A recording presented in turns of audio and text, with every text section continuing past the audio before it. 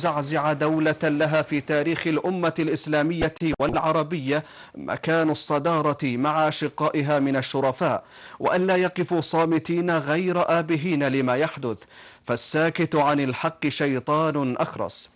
وأضاف رعاه الله قائلا: ليعلم العالم أجمع بأن المملكة العربية السعودية شعبا وحكومة وقفت وتقف اليوم مع أشقائها في مصر ضد الإرهاب والضلال والفتنة، وتجاه كل من يحاول المساس بشؤون مصر الداخلية في عزمها وقوتها إن شاء الله وحقها الشرعي لردع كل عابث أو مضلل لوسطاء الناس من أشقائنا في مصر.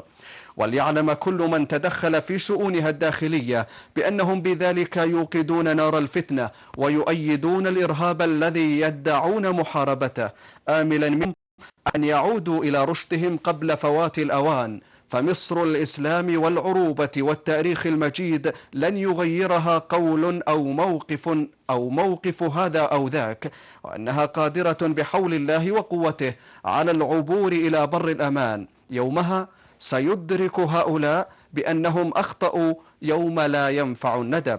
هذا وبالله التوفيق، وعليه توكلنا وبه ننيب.